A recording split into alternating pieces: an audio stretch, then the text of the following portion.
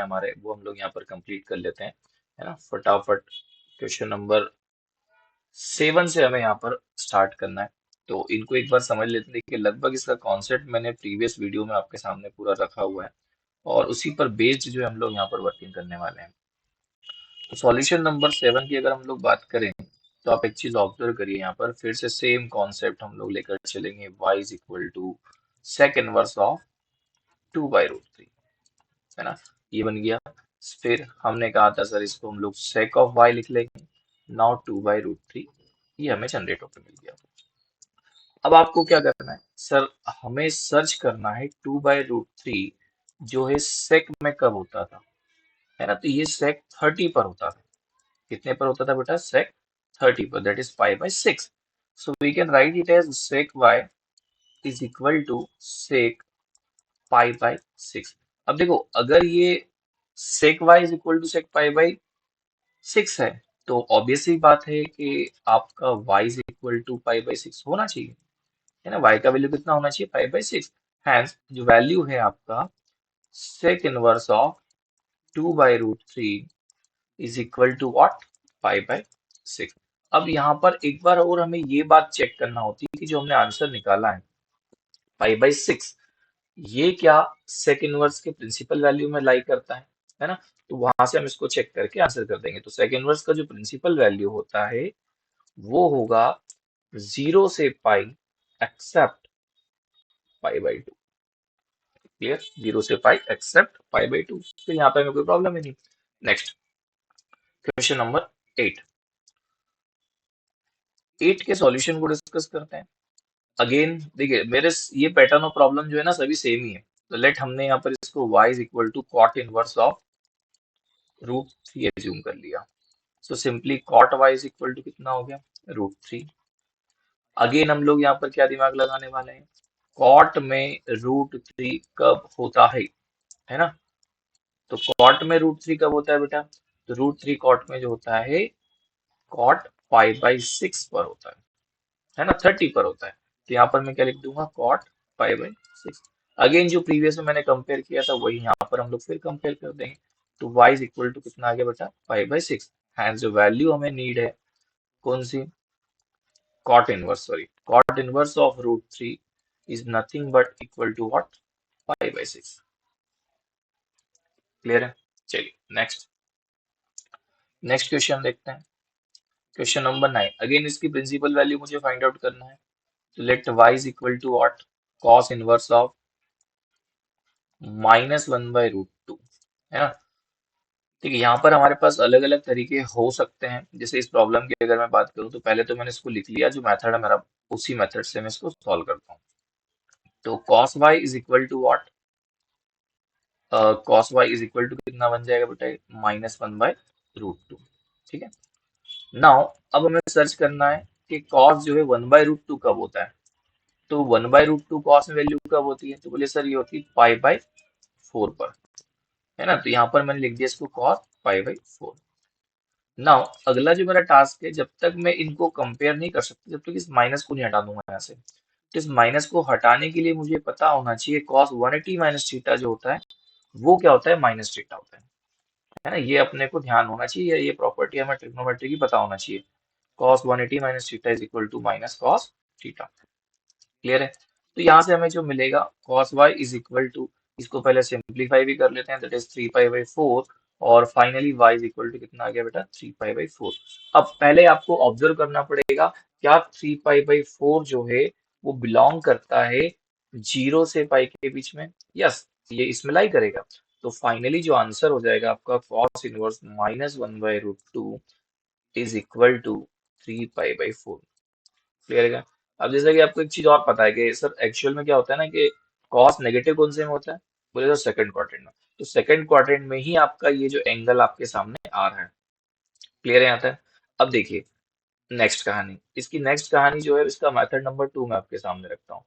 Method number 2 में क्या करना है आपको, पहले आपने इसको एज्यूम कर लिया y is equal to cos inverse of -1/√2।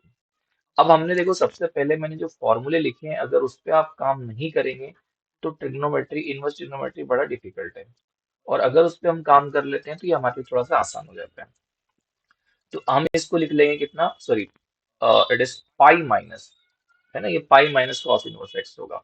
तो हम लोग इसको लिख देंगे यहाँ पर pi minus cos inverse of 1/√2। और इसको अगर हम रीअरेंज कर देते हैं, है ना, इसको हम लोग क्या करते हैं, पहले रीअरेंज कर लेते हैं। तो इसको लिख लें cos inverse of 1/√2 is equal to pi minus y. ठीक, या 1/√2 is equal to what, cos of pi minus y. Clear है। अगेन वही हम सर्चिंग करेंगे, कौन सी सर्चिंग सर?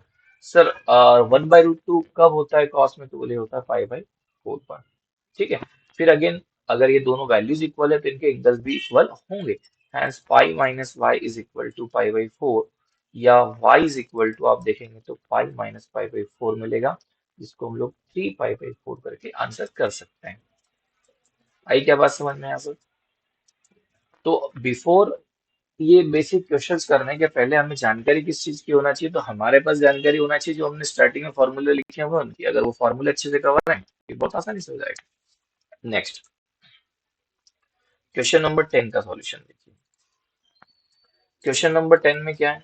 क्वेश्चन नंबर 10 में फिर से वही अज्यूम कर लिया वाई। देखिए प्रोसेस अभी तक के जितने भी क्वेश्चन हैं सेम ही है। अब इसमें दोनों में से कोई भी एक मेथड जो भी आपको बेस्ट लगे आप वो लगा लीजिए। मैंने इसको लिख दिया cosec y is equal to -√2, है ना। फिर cosec y is equal to, फिर मुझे √2 का वैल्यू पता होना चाहिए, तो बोले सर ये होता है आपका पाई बाई 4 पर।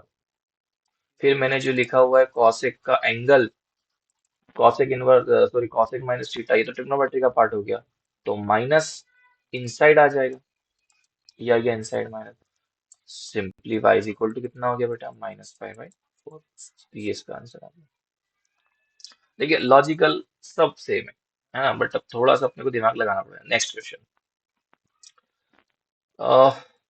Question number 11। देखिए क्वेश्चन नंबर 11 की सिचुएशन क्या है, यहाँ पर हम या तो दो अलग अलग तरीके से इसको अप्रोच कर सकते हैं। कैसे, देखो जरा, मैंने पूरे को एज्यूम कर लिया y इज इक्वल टू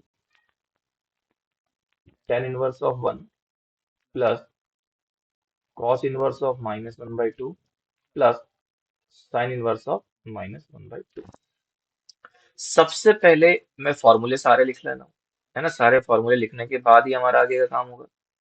तो जैसे सपोज दैट हमें पता है cos inverse -x is equal to pi minus cos inverse x।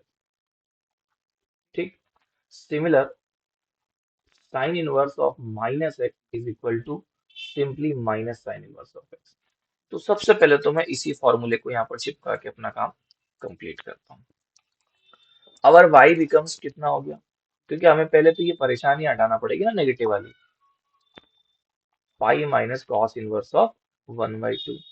फिर यहाँ से आप देखो, यहाँ से आप देखो, और ये कितना बढ़िया प्रॉब्लम है, एक और रास्ता निकल गया इसका तो, है ना, एक और रास्ता इसका निकल गया। तो कोई ना, चलो पहले तो मैं इसी से बताता हूँ, तो क्योंकि थोड़ा सा प्रॉब्लम में कुछ लिखना भी पड़ेगा, अदरवाइज तो क्या है कि आंसर मिलेंगे नहीं सीबीएसई में। अब हमें ये सर्च करना पड़ेगा कि सर ये 1/2 जो है कब होता है। जैसे मैं 10 की बात करता हूँ तो tan इनवर्स में 1 कब होता है, तो बोले सर tan इनवर्स में 1 होता है पाई बाई 4 पर।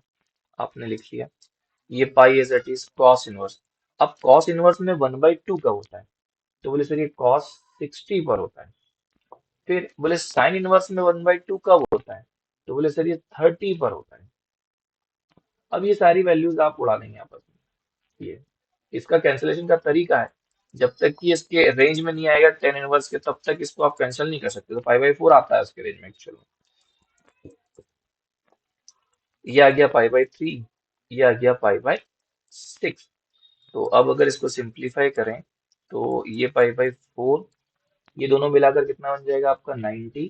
तो पाई माइनस पाई बाई 2, इसको हम लोग लिख सकते हैं pi by 4 plus pi by 2। After simplification we will get 3 pi by 4। So this is our final answer for above question. अब एक और तरीका देखिए आप, है ना, एक और रास्ता बताऊं आपको, ये और आसान हो जाएगा, बिल्कुल आसान हो जाएगा। Method number 2। देखिए मेथड नंबर 2 में कुछ नहीं करना है आपको, आपने एक प्रॉपर्टी और मैंने आपको लिखा दी है, आपको उसका यूज करना है। सर वो प्रॉपर्टी कौन सी है, मैं लिख रहा हूँ यहाँ पर।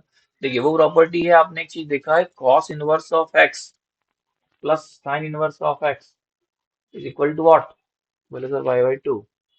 अभी पाई बाई टू तो आपने देख रखा ना, ये आइडेंटिटी। अभी आप देखो, ये वाला एंगल और ये वाला एंगल दोनों सेम है, तो इसको आप डायरेक्ट क्या लिखो, tan inverse of one plus pi by to. लेकिन ये आइडेंटिटी आपको पहले छापना है।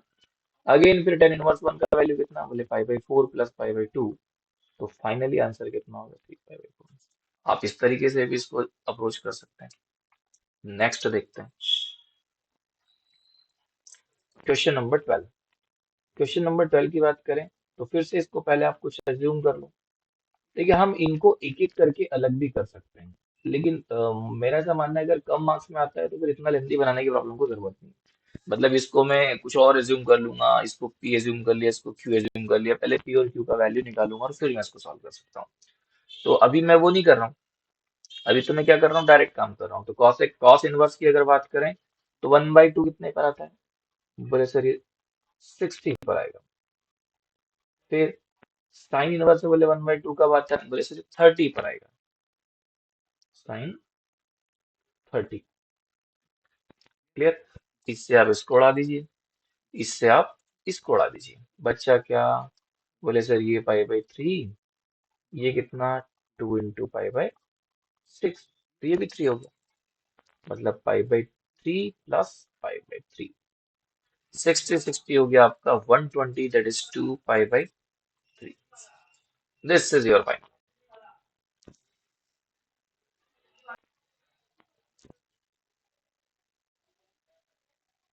ओके, चलिए ये अब एक स्टैंडर्ड प्रॉब्लम पर बेस्ड है, इसमें ज्यादा कुछ है नहीं। अब देखिए यहाँ पर इसने बोला है कि y is equal to sine inverse y, तो ये तो अपन ने फॉर्मूले में लिख के रखा हुआ है, फाइंड द वैल्यू ऑफ। तो अगर वैल्यू की बात करता हूं तो मैं साइन इनवर्स का रेंज क्या है, range of sine inverse x, तो वो क्या होता है, माइनस पाई बाई टू से पाई बाई टू। ये तो डायरेक्ट फॉर्मूला बेस्ड प्रॉब्लम हो गया। अब इसको लिखने का जो तरीका हो सकता है वो, या तो इसको साइन इनवर्स एक्स लिख लो आप, है ना, ये माइनस पाई बाई टू से लेके पाई बाई टू हो जाएगा। अगर ऐसा नहीं लिखा है और इसको y लिखना है तो y भी इसको लिख सकते हो, तो भी ये माइनस पाई बाई टू से पाई बाई टू हो जाएगा। तो ऑप्शन नंबर जो है आपका बी बिल्कुल करेक्ट होगा। कौन सा करेक्ट होगा, ऑप्शन बी आपका बिल्कुल करेक्ट होगा। नेक्स्ट देख लो, solution for question number 14। Let y is equal to tan inverse of root 3 minus sec inverse of minus two, है ना। ये दो वैल्यूज ऑलरेडी आपके पास हैं, y is equal to tan inverse root three और ये। अगेन सर रूट थ्री कब होता है 10 में, तो बोले ये होता है 60 पर, है ना, माइनस sec इनवर्स। अब या तो देखो पहले आप इसका बाहर निकाल लेता हूं मैं ना, पहले इसको नेगेटिव बाहर निकाल लेता हूँ। नेगेटिव बाहर निकालने से हमें फायदा ये मिलेगा कि हम बाद में डायरेक्ट टू का वैल्यू रखेंगे, as we know that sec inverse of minus x is equal to pi minus sec inverse of x. तो y इज इक्वल टू कितना हो गया, बोले tan इनवर्स ऑफ, अच्छा इसको कैंसिल कर लेते हैं, इसको बार बार लिखने का कोई सेंस नहीं। तो ये कैंसिल आउट होने के बाद कितना बचा बेटा, pi by three, minus pi minus minus minus plus sec inverse. अब आप बताइए टू कब होता है, जब कॉस वन बाई टू होता होगा। तो कॉस जो वन बाई टू होता था वो कहाँ पर होता था, बोले सर वो तो 60 पर होता था, तो ये लीजिए, ये से cancel out. So y is equal to pi by three minus pi plus pi by three.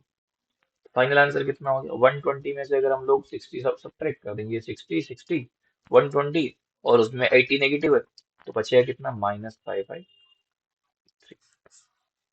बोलो आई क्या बात समझ में, तो आंसर नंबर बी फिर से आपका क्या हो जाएगा, एकदम करेक्ट आंसर। ठीक है क्या, चलिए इसी के साथ जो है हमारा पूरा इनवर्स ट्रिग्नोमेट्री का एक्सरसाइज 2.1 कवर हो चुका है।